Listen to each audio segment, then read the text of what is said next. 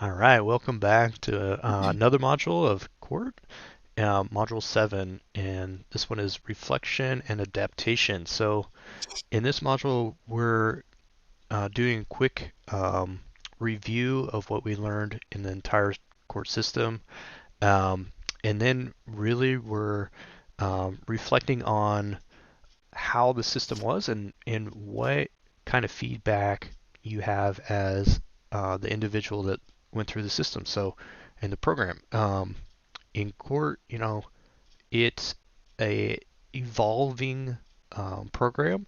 So, what you give as feedback to the instructors, as well as like in the discussions and all the information that you provide the community, we're taking that, the instructors are taking that, and the people building the program are taking that and they're considering it in how to better the the program itself. So Right.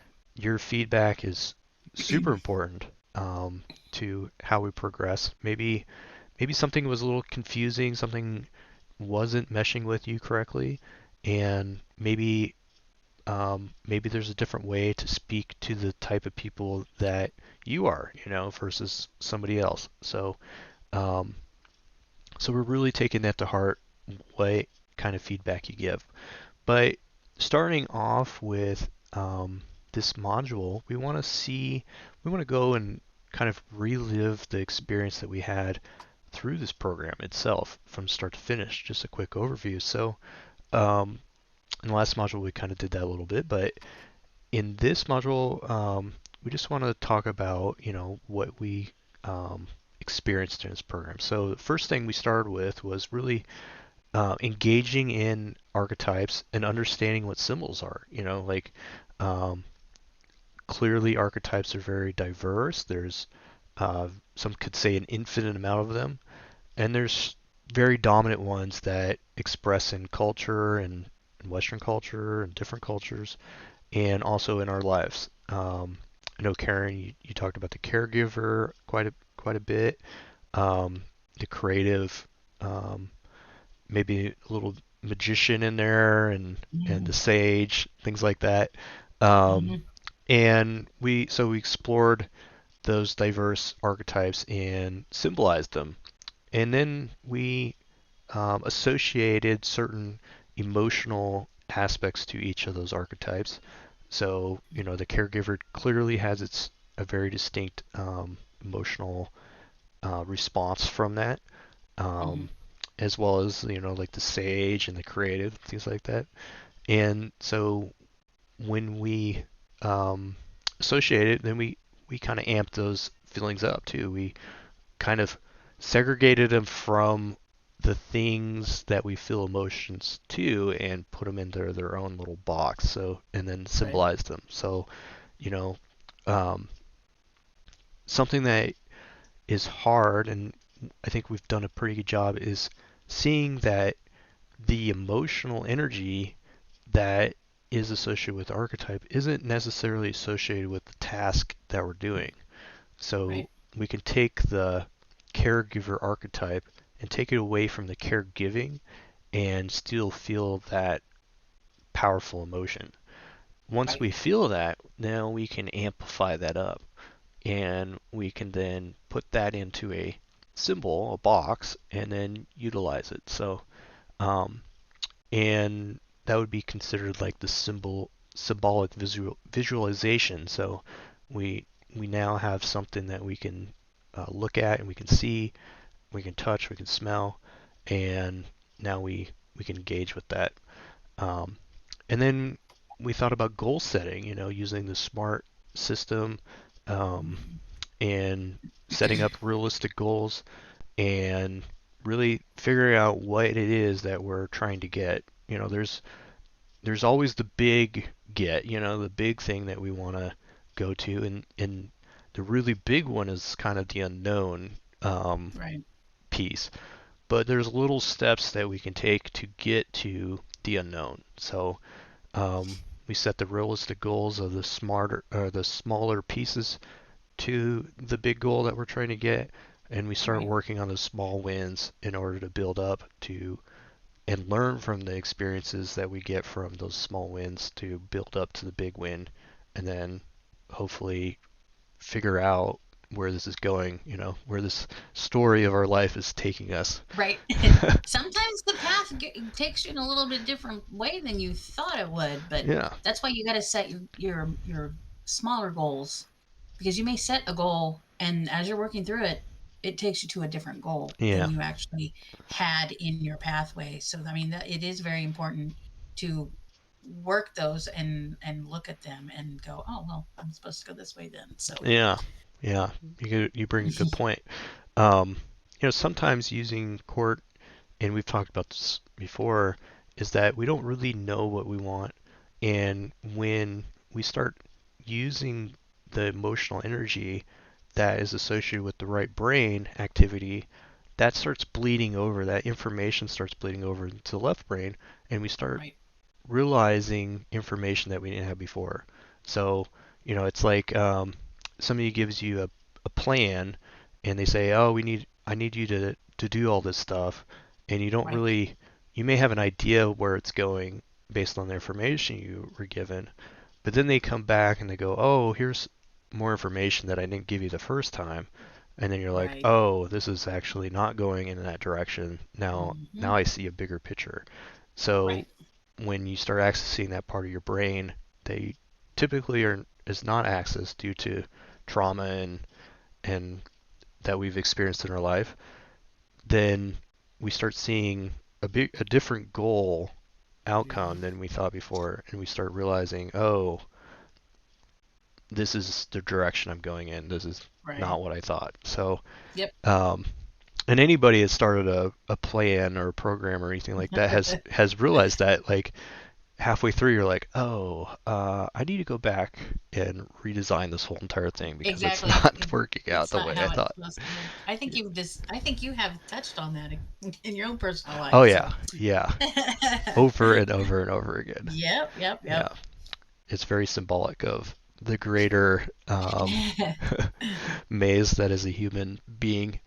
Um, and so we set up those small wins, but in a lot of people's lives, not everything is a win too, right? Like Right. we often experience not achieving the goal that we had initially set. And in court, it's important to see that that is also a win in a sense that you can take that information and you can build off of that. So, Hmm. um, in my perspective, there is no real failure in the sense that as long as you use that information to better yourself or to achieve something greater than that, then you're still winning because you're using it to better yourself and to achieve further Exactly. goals. So, um, even if the goal that you have set isn't fully realized, like the center symbol that you're really trying to realize isn't achieved in the way that you imagined it, maybe, Hmm. um, it doesn't mean that it's a waste of time. You could build off of that into something much bigger. Right. So something to think about.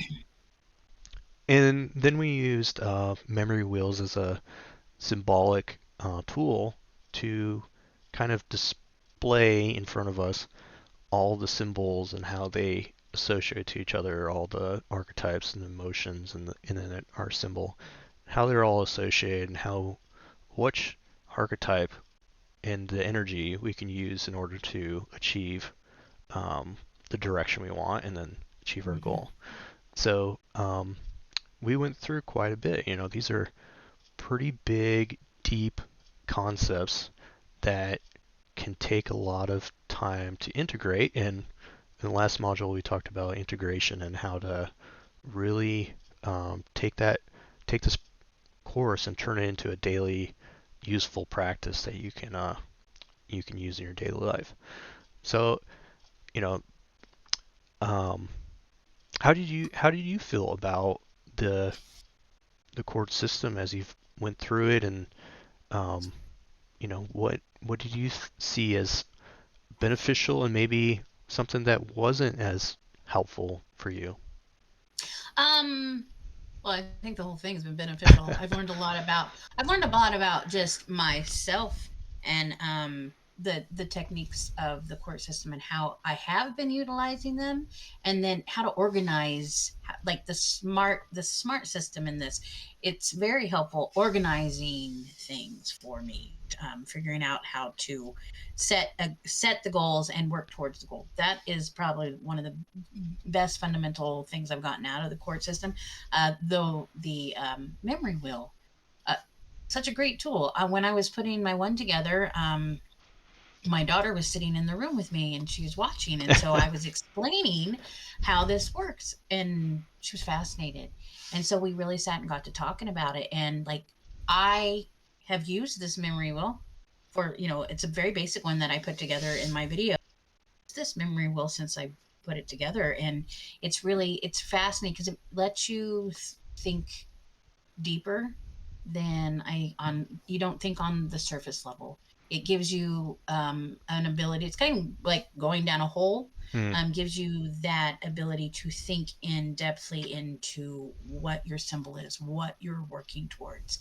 And I really liked that factor because I like this tool. This is a very I'm making a really big, huge memory wheel that's going to have a lot of sections because I really like the idea of having that like in front of me to focus on. And so that's what I'm going to work on. That is a brilliant, I think that's brilliant. What was hard for me, again, and I said this in the last module, is everything came at me in such a big picture. I didn't exactly know how to begin with anything or like wrapping my brain around stuff. So in the beginning, I had to go back to the very simplest thing of reading about archetypes and what the energies were and what are they associated with. I did a lot of when I was putting the memory wheel together. I went and looked at lists of things, lists of symbols, lists of colors, lists of hertz, frequency hertz, all these, because Hmm. I needed variety things to be able to look at and pinpoint. A lot of things I don't know why I thought I had to pull them out of my head. Like I didn't know why I couldn't use other things to really put, to look at. And that's my advice. If the material is so much for you that you have to like break it down or find things to help you associate archetypes, colors, things like that, use them. That was the hardest thing. But once I figured out where to start, everything just kind of just went it all happened, it all lined up. So that's the hardest part, and that's not because the system was confusing. It's just how my brain approached Hmm. the beginning of this, because when we started putting this together, like, I didn't know what we were doing. Right. And as we started to go into it and started learning it and looking at the system, it started making sense. I started seeing and started putting things together. And I think that's how some people might, in the beginning of this course, may feel. And that's perfectly natural. Just keep going through the material, go read about it. If you don't know what something is, go and look it up, educate yourself on it. If you have questions, this is where we can come into play because we know this material. So Yeah. that's the thing I think people may struggle with this in the beginning, is it seems like this big huge lump of information and you don't know exactly how to get started. You'll get Yeah. started and you'll get to the end of it and you'll be like, this was amazing, I want to do this again, and you'll keep using it. And so that's what I've experienced with this first time around. Second, ask me on the second time around, I'm sure it'll be different. Yeah. Yeah. I mean, memory wheels was a interesting one for me. It's like, oh, is this really useful for me? Because I think I did it similar to you. I made something simple and then I made something very complex, and Mhm. I actually wasn't really ready to use the complex one. I'm still not. So I'm still Right, trying to learn it because it's so deep now. right. So I'm It's like, deep, oh, deep. That's what my daughter said. She's like, this is a really great way to think in depthly. yeah. She's a deep thinker anyways, like having conversations. She gets like into thoughts and pattern and ideas that I'm like, where did that come from? Like, how did, and this, that's what she was most excited about the memory wheel. She's like, this is such an in-depth way of thinking about things. And I'm sure she's on her room somewhere putting her together too. But it Uh, is. If I like to, I'm a deep thinker anyways. I like to ponder. I like to sit and like just sit in my brain. And so the memory wheel is really fun because you can sit in your brain and get lost yeah, with this memory wheel, and it brings up all kinds of fascinating just things that you wouldn't think about, like tying the archetype energy has been my most favorite thing of this whole system, because you don't realize that we utilize them throughout our whole entire lives, our whole life. It's our fabric. It's what our fabric is made up of. And you just don't realize until you tap into it when that they're always there. They are always there, and like they come out, and it's like I can now identify the energies and know how to harness them. And I think that's really cool. yeah, definitely. Yeah, I mean, we talked about using different mediums for memory wheels too, like Hmm. using music as a wheel Yes. and colors Color, or yeah, color too. symbols. Yeah. Hmm. So, there's different forms of archetypes than just the Jungian um, Hmm. ones that we provided you. It's just those are some of the easier ones to educate people on because Jung's And material is pretty they're easy. good to start. Yeah, they're good to start with. But I guarantee you, as you go, you're gonna go look Yeah, look for more, or different ones. you're gonna identify with other things and say, oh, well, this is an archetype. This is that energy, and Right. recognizing them alone, that's powerful because then you realize how prevalent they are in your life. Yeah. I mean, an Hmm. example would be even that just came to mind is like the Marvel characters, like you were talking about Yes, Captain America. Captain America. Yeah, it's Yes. like in the last module you mentioned that, and it, like using the characters as an archetype and putting those Uh huh. characters on the wheel, because a Yep. lot of people have a lot of associations with those because of all the movies they've watched. They're like, For oh, sure. Yeah. I know what that Absolutely. one is. So it's Right. like, Right. oh, like Tony Stark, the inventor, the creator, Yeah. Oh archetype. yeah, they're everywhere. That's what's really fun. Like in my video, I have a bunch of just the outer wheel that I've made, and I went and photocopied them all. So I have a bunch of Oh them wow, that's because great. now I'm sitting and Yeah, making all these different ones because I'm like you. The marbles, oh, I can use them. I yeah. use my family Oh, there you members go. in one of them. Yeah. And and you can find all these different things that you can put in these memory wheels, and that's why I want to make this big huge one. I'd like to have it on my wall. Yeah, I that'd be think that cool. would be really cool to have him on the wall. Wow. Yeah. Also, everywhere I go, there are memory wheels Yes. everywhere. Yeah. They're used in all kinds of stuff. I never Right. realized it until now that we are using them, and now we see them everywhere. Right. And so that's another part of that symbol thing that comes up, that's constantly reminding this is what we're utilizing. These are things that are tools that help us do whatever we need to do in our world. Exactly. It's really Yeah. cool. Yeah. It's cool. Yeah. I'm glad you're seeing that too. Yeah, once you start seeing certain symbols, oftentimes you start seeing it all, and then Yep. you start really having a passion to learn about different symbols and be like, oh, really like, mythology wasn't super interesting to me most of my Right? life, but now I'm like, oh, like I really like myth. Yes. I really like the Exactly. stories and the I've all of it. I've already I already went through all the Norse. I Oh, was doing nice. that at Yeah. the beginning of the year.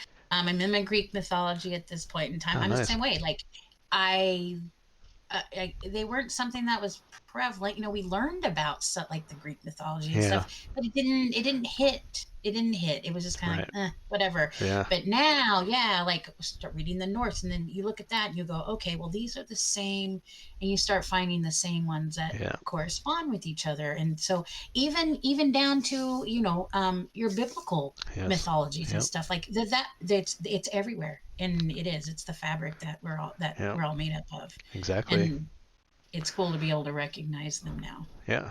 I mean, the Greek myths are archetypal, the Hmm. gods are archetypal, the symbols, all of it. So it's quite amazing, and it brings us to like our next thing is that court is a good starting place. It's very in depth. It very much you could take this and run with it for the rest of your life. Like you could use it Right. forever. But in Apollo, we're going to be offering additional courses too. So you may um, want to learn about alternative ways of using different archetypes. Hmm. So you may find a course that's talking about tarot or astrology and things like that, the zodiac as a means of archetypal understanding and studying of that. Um, Dreams is a big thing for me. So, I wrote a book on lucid dreaming. So how it'd be interesting and to have people go through a course on how to explore court through an arc or through a lucid dream experience. And so Oh that yeah, that absolutely. course is going to be available too in Apollo. So there's going to be lots of options for you to expand on and go more in depth. Yeah, and that's really up to you. How far do you want to take this, and what modality do you want to explore this in? Right. So looking forward to having you in those courses too. So and also like taking the studies outside even of Apollo and learning about um, interdisciplinary studies that explore archetypes and things like that that you may want to be part of. Like learning about Jung and his work with archetypes. Learning about um, religious history and things like that may support some of the activities in court and mythologies like you were already talking about. Hmm. And leveraging the community resources to explore some of those topics. So people have posted links to other forms of study, resources that are important to them, and you may explore that to really take your experience even deeper. So and you know, again, feedback is a cornerstone to court. So we really want your feedback. At the end of this module, there's a form to fill out if you're willing to do so, and give us, module feedback and how the system can improve or change or evolve into something that may help other people or um, emphasizing things that you really liked. And also testimony. We really Right. enjoy, we really enjoy people's testimony on how effective the program was, and We want to hear your yeah, experience. We know what our experiences yeah, are. You've already yeah, heard all of ours. So yeah, we like to hear from other people and what they're experiencing. Feedback is very, very helpful. That way we know that is working. And like Lee said, we want to know how we can fine tune it or make it better if it needs to be. And so we need that information back from you guys. We can yeah, sit and talk your ears off, but we like to hear back from other people. definitely, yeah. And and to celebrate this achievement that you've gone through, at the end of the course, once you reach 100% in the course, we'll also get you a certificate of achievement so that you can carry that with you and You can frame it and hang you it up can frame in it. your wherever you do your little meditations at. That way Yeah, you remember. yeah, a You memory can use of this you can use experience. it as a symbol for completing your next courses. Yeah, I mean, not everyone's going to know what that means, but I think anybody that's gone through court will definitely understand Oh, that absolutely. the amount of turmoil they went through to get to that point. So, and excitement, Absolutely. So, well, Yes. it's been great to spend this time with you, Karen, and the court community and Apollo community, and I look forward to spending much more time with you and the community as a whole in the near future. And thank you for taking the time to record these and being open Oh for yeah. the people watching it because I think it's life changing. It's been life changing for me, and I look forward to the future. So thanks. Me too. Absolutely. All right.